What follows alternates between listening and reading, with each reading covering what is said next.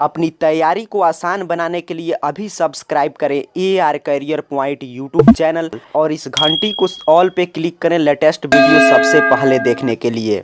आज के इस क्लास में हम लोग आपके बिहार बोर्ड क्लास 10th के संस्कृत का जो ये बुक है प्यूसम, इसके चैप्टर नंबर 11 को पढ़ेंगे, क्योंकि पीछे हम लोग आपके 1 से 10 तक के चैप्टर को पढ़ चुके हैं। छात्रों का पीछे का क्लास छूटा है, अर्थात कि जो 1 से 10 तक के चैप्टर को नहीं देखे हैं उनके सुविधा के लिए हम लोगों ने बिहार बोर्ड क्लास 10th के नाम से संस्कृत का एक प्ले लिस्ट तैयार कर दिया है। प्ले लिस्ट का लिंक आपको इस वीडियो के नीचे डिस्क्रिप्शन बॉक्स में मिल जाएगा, वहां से क्लिक करके आप पीछे के सभी क्लासेज को देख सकते हैं। हम लोग पढ़ेंगे आपके संस्कृत के बुक का एकादश अर्थात कि 11वां पार्ट, जिसका नाम है व्याघ्र पथिक कथा। कि नाम से ही स्पष्ट है कि इसमें व्याघ्र एक बाघ की कहानी है, यहाँ पे देख पा रहे हैं, एक पथिक के बीच की कहानी दिया गया है। इस पार्ट में हम लोग जानेंगे कि कैसे लोभ जो होता है वो आदमी के विनाश का कारण पड़ता है, लोभ की वजह से कैसे इंसान को जान गंवाना भी पड़ सकता है।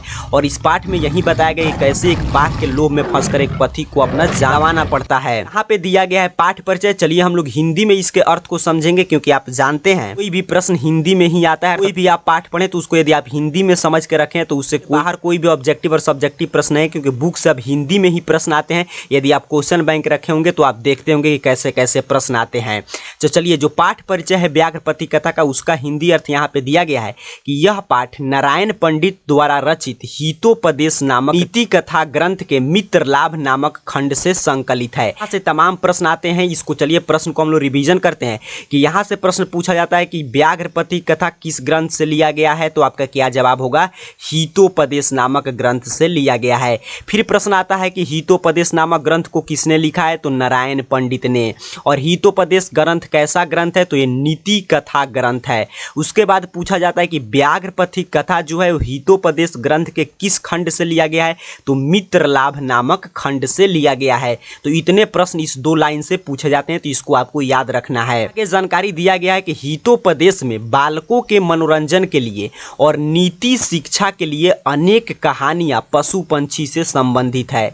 प्रस्तुत कथा में लोभ के दुष्परिणाम प्रकट किया गया है। पशु पंछी के कहानी का महत्व मानव की शिक्षा हेतु अचूक होता है। कहानियों से ज्ञान होता है। पशु पंछी के जीवन की कहानी के माध्यम से नारायण पंडित ने हितोपदेश नामक ग्रंथ में बहुत सारे नीति शिक्षा देने के प्रयास किए, और उसके साथ साथ वो कोशिश की कि कहानी के माध्यम से बालक का मनोरंजन भी हो, और हर एक कहानी का कोई न कोई उद्देश्य और सीख होता है। उस उद्देश्य सीख को अपने जीवन में अपनाकर और आने वाले संकटों को टाल सकते हैं। वहीं बताया जा रहा है आगे कि ये जो हम लोग व्याघ्र पथिक पाठ पढ़ेंगे, इसमें लोभ के दुष्परिणाम दिखाए गए, कैसे लोभ बस एक पथिक जो है एक बाघ के चुंगल में आकर अपना जान गंवा देता है। आगे बताया गया कि पशु पंछी के कहानी का महत्व मानव की शिक्षा हेतु अचूक है, क्योंकि पशु पंछी की कहानी से 2 फायदा होता है। एक तो बालक का मनोरंजन होता है, और दूसरा उससे सीखने वाले मूल्य को बालक जीवन भर आत्मसात कर लेता है। बताया गया कि कहानियों से ज्ञान होता है। कोई भी आप कहानी पढ़ते हैं तो उस कहानी से अंत में हम लोग सीखते हैं कि इस कहानी से क्या सीखें। यहाँ से आपके चैप्टर की शुरुआत हो रहा है, इसके अर्थ को हम लोग समझते हैं। उससे पहले यहाँ पे देखिए जो जानकारी दिया गया है कि भो भो पंथा इदम स्वर्ण कंगनम गृहताम। ये भी प्रश्न पूछा जाता है, आपको दे देगा, पूछेगा कि भो भो पंथा इदम स्वर्ण कंगनम गृहताम, ये किसने कहा था? तो याद रखिएगा ये किसका कथन है, तो वृद्ध व्याघ्र का कथन है, बूढ़ा बाघ का कथन है। फिर एक बार ये भी प्रश्न पूछा गया था कि भागेन इति संभवती, ऐसा किसने सोचा? तो ऐसा लोभी पथिक ने सोचा। तो ये 2 प्रश्न यहाँ से पूछे जाते हैं, तो इसको याद रखेंगे। चलिए इसके हिंदी अर्थ को समझते हैं। तो यहाँ पे देखिए इसका हिंदी अर्थ दिया गया है, कोई बूढ़ा बाघ स्नान कर कुश हाथ में लेकर तालाब के किनारे बोल रहा था, ओ राही यह सोने का कंगन ग्रहण करो। अब यहाँ से एक जानकारी आपको ये भी मिल गया कि जो आप देखते हैं जो होते हैं कुत्ता, जो डॉग्स जो देखते भो भो बोलते हैं, तो अभी आप संस्कृत में क्या पढ़े थे कि भो भो पंथा इदम स्वर्ण कंगनम गृहताम।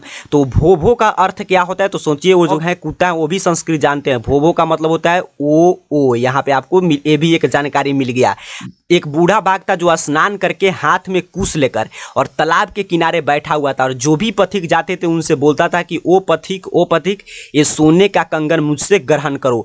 इसके बाद लोभ से आकृष्ट होकर किसी राही के द्वारा सोचा गया, भाग्य से ऐसा मिलता है। उसी समय एक राही जो है एक पथिक, राही मतलब राह से गुजरता हो उसे हम राही कहते हैं, यात्री। तो एक राही वहां से जा रहा था, तो राही ने लोभ में आकर सोचा कि बड़ा भाग से ऐसा मौका मिला है कि यहाँ पे बाघ है और ये बाघ बूढ़ा कंगन देने के लिए बुला रहा है। किंतु यहाँ आत्मसंदेह है, आत्मसंदेह की स्थिति में कार्य नहीं करना चाहिए। लेकिन जो राही पथिक था वो ज्ञानी था, उसने कहा कि लेकिन यहाँ पे आत्मसंदेह की स्थिति है, खुद का खतरा है, क्योंकि बाघ जो है हिंसक पशु है और जहाँ पे आत्मसंदेह हो, जहाँ पे खुद के जान की खतरा हो, वहाँ पे संदेह में आकर कोई भी कार्य नहीं करना चाहिए। अर्थात कि यहाँ से नारायण पंडित क्या जानकारी देते हैं हितोपदेश ग्रंथ में, ठीक था, वो मूर्ख नहीं था, वो ज्ञानी था। उसको जानकारी था कि हाँ बाघ हिंसक पशु है, इसके पास हमको नहीं जाना चाहिए। क्योंकि जो आगे श्लोक था उसका अर्थ यहाँ पे क्योंकि के आगे बताया गया है, जहाँ अमंगल की आशंका होती है वहाँ जाने से व्यक्ति को परहेज करना चाहिए।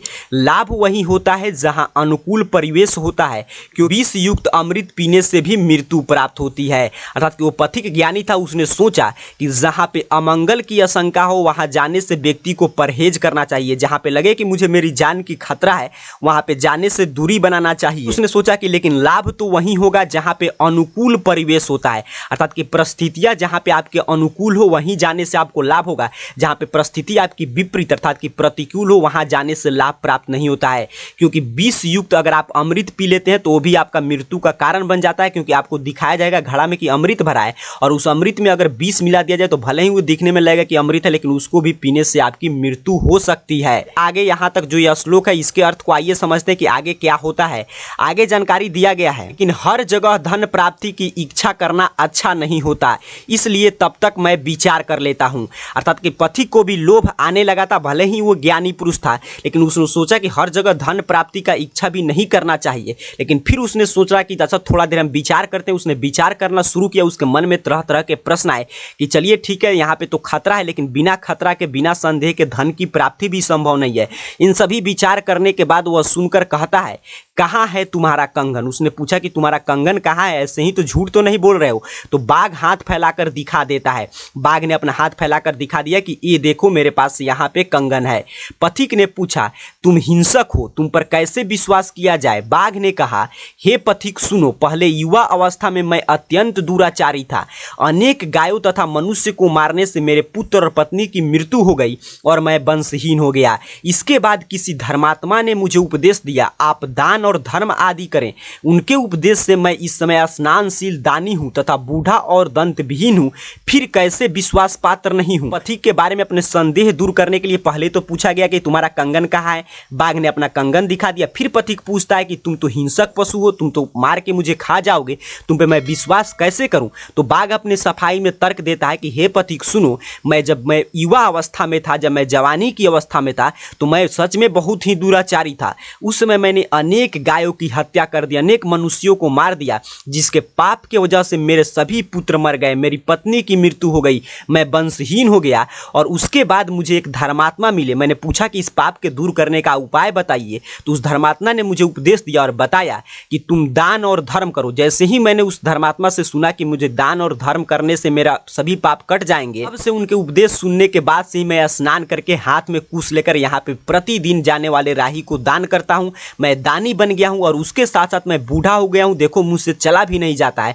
और मैं दंत विहीन हूँ, अर्थात कि मेरे दांत और नाखून, जानते हैं बाघ का सबसे बड़ा हथियार क्या होता है? उसका दांत और उसका नाखून। तो उसने बोला कि मेरा दांत और नाखून दोनों गल चुका है, कोई काम नहीं करता है, फिर तुम मुझ पे कैसे विश्वास नहीं कर सकते हो? आगे अपने पक्ष में बाघ तर्क प्रस्तुत करता है कि मेरे द्वारा धर्मशास्त्र भी पढ़ा गया है। अर्थात कि मैंने ये मत समझना कि मैं सिर्फ ऐसे ही दान कर रहा हूँ, मैंने धर्मशास्त्रों को भी पढ़ा है। कि सुनो, मैं कुछ उदाहरण देता हूँ कि हे कुंती पुत्र, अर्थात उसने महाभारत से श्लोक उठाकर बताया कि गरीबों को धन दो, धनवान को धन मत दो, रोगी को दवा की जरूरत होती है, निरोगी की दवा की कोई जरूरत नहीं होती। उसने बताया कि महाभारत में भी ये बताया गया है कि गरीबों को धन देना चाहिए, धनवान को नहीं, क्योंकि धनवान को धन दोगे तो उससे कोई इस पर प्रभाव नहीं पड़ रहा है। कि जो गरीब है, जिसे वास्तव में धन की जरूरत है, उसे आप थोड़ा सा भी दान में दे दोगे धन, तो वो धर्म और पुण्य की प्राप्ति होगी।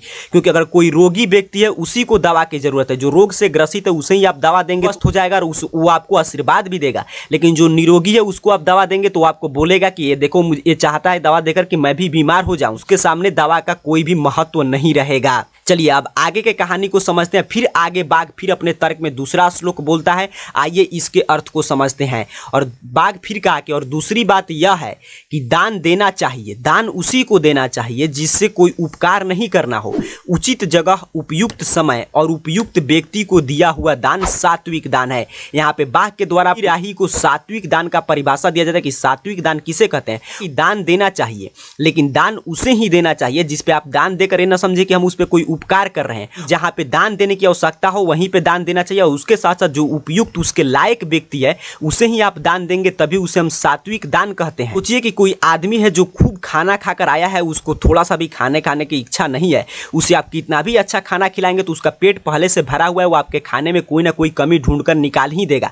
वहीं पे कोई व्यक्ति है जो लगातार 4-5 दिन से भूखा हुआ है, उसे वास्तव में खाने की आवश्यकता है, और उसे आप थोड़ा सा कोई रूखा सूखा भी भोजन करा देंगे तो उसका आत्मा तृप्त हो जाएगा, वो आपको खुश होकर प्रसन्न होकर आशीर्वाद देगा। प्रकार के दान को सात्विक दान कहते हैं कि जो सही समय पे दिया जाए, सही व्यक्ति को दिया जाए और सही जगह पे दिया जाए। तुम यहाँ तालाब में स्नान करके सोना का कंगन ले लो, उसके बाद उसकी बातों पर विश्वास कर ज्यों ही वह लोभ से तालाब में स्नान करने के लिए प्रविष्ट हुआ, त्यों ही गहरे कीचड़ में डूब गया और भागने में असमर्थ हो गया। ने कहा कि जाओ इस तालाब में स्नान करके और एक कंगन ले लो। जैसे ही उसने लोभ के कारण तालाब में स्नान करने के लिए उतरा, वैसे ही वो गहरे कीचड़ में डूब गया और भागने में असमर्थ हो गया।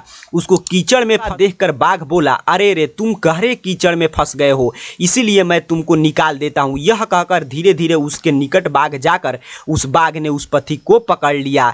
अर्थात कि जैसे ही बाघ ने देखा कि वो कीचड़ में फंस गया, उसने बोला कि अरे तुम तो कीचड़ में फंस गए, अच्छा चिंता की कोई बात नहीं, मैं आकर तुम्हें निकाल देता हूँ। बाघ ऐसा इसलिए कर रहा था क्योंकि बाघ बूढ़ा हो चुका था, उसे भोजन नहीं मिलता था, वो चलने में असमर्थ था। कीचड़ भरे तालाब में उतारकर वैसे आराम से जाकर पकड़कर उसे खा जाता था। उसके बाद उस पथिक ने सोचा, आगे यहाँ पे 2 श्लोक के माध्यम से जानकारी दिया गया है। इस प्रकार व्यक्ति की इंद्रिया और मन अपने बस में नहीं है, उसकी सारी क्रियाएं हाथी के स्नान के समान है। जिस प्रकार बांध स्त्री का पालन पोषण बेकार है, उसी प्रकार क्रिया के बिना ज्ञान भार स्वरूप है। यहाँ पे महत्वपूर्ण जानकारी है कि ज्ञानम भारह क्रियाम बिना, अर्थात कि क्रिया के बिना ज्ञान भार स्वरूप है। यह श्लोक से जानकारी दिया गया है कि जिस व्यक्ति की अपने वश में इंद्री नहीं है, अपना मन शांत में नहीं है, उसकी सारी क्रियाएं व्यर्थ है। जिस प्रकार हाथी को स्नान करा देंगे और हाथी को ज्ञान नहीं होता कि स्नान करने से उसको बेनिफिट होगा, तो हाथी स्नान करने के बाद भी अपने देह पे वैसे ही कीचड़ उछाल लेता है। इसी प्रकार आपके पास कितना भी ज्ञान है, अगर उस ज्ञान का आप क्रियान्वयन नहीं करते हैं, सही समय पर उस ज्ञान का प्रयोग नहीं करते हैं, आपके पास व्यवहारिक ज्ञान नहीं है, तो क्रिया के बिना आपका ज्ञान भार के स्वरूप है। क्योंकि सोचिए यहाँ पे नारायण पंडित कितना अच्छा कैरेक्टर को डिजाइन किए हैं कि जो पथिक है वो ज्ञानी है, वो भी जानता है कि हिंसक पशु है, उसको संदेह है और उसको सभी ज्ञान है कि प्रतिकूल परिस्थितियों वहां पे नहीं जाना चाहिए, जहां पे जान का खतरा हो वहां पे नहीं जाना चाहिए, जो व्यक्ति जो हिंसक पशु है उसके पास नहीं जाना चाहिए। फिर भी वो लोभ में आ जाता है क्योंकि उसके पास ज्ञान तो है लेकिन उसका क्रियान्वयन वो अच्छा से नहीं कर पाता है, उसके पास व्यवहारिक ज्ञान नहीं है, उसके साथ साथ लोभ से वो ग्रसित है। ऐसा सोचता हुआ पथिक बाघ से पकड़ा गया और खाया गया। अर्थात कि इसके बाद बाघ जाकर उसे पकड़कर खा जाता है। इसीलिए कहा जाता है कि जिस प्रकार कंगन के लोभ में पथिक गहरे कीचड़ में फंस गया तथा बूढ़े बाघ द्वारा पकड़कर मार दिया गया, इसी प्रकार लोभ के कारण मनुष्य को जान गंवाना पड़ सकता है। तो इस पाठ से 2 महत्वपूर्ण शिक्षा मिला। एक तो हिंसक पशु पे आपको विश्वास नहीं करना चाहिए, जिस प्राणी के प्रवृत्ति हिंसक हो, जो अविश्वसनीय लोग हैं, उस पर आपको विश्वास कभी भी नहीं करना चाहिए, क्योंकि वो भले ही आपको अपने बहलाएंगे फुसलाएंगे लेकिन वो कभी भी धोखा दे सकते हैं। और दूसरे सबसे महत्वपूर्ण जानकारी आपको यह मिला कि लोभ नहीं करना चाहिए, क्योंकि लोभ के कारण पथिक को अपना जान गंवाना पड़ा। इस प्रकार एक कहानी चैप्टर समाप्त होता है। बड़ा ही शानदार कहानी था। यहाँ से तमाम प्रश्न आते हैं, लेकिन अगर आप हिंदी में अर्थ समझ कर रखें तो कोई भी प्रश्न आपसे गलत नहीं होगा। आगे आपके बुक में शब्दार्थ दिया गया है, व्याकरण खंड का प्रश्न है, इसे भी आप खुद से देख लेंगे। आज हम लोग आपके 11 नंबर चैप्टर तक समाप्त कर दिए। इस वीडियो को लाइक जरूर कर दीजिएगा। फिर नेक्स्ट वीडियो में मिलेंगे तो इसके आगे के चैप्टर की चर्चा करेंगे। तब तक के लिए आप सभी को बहुत बहुत धन्यवाद।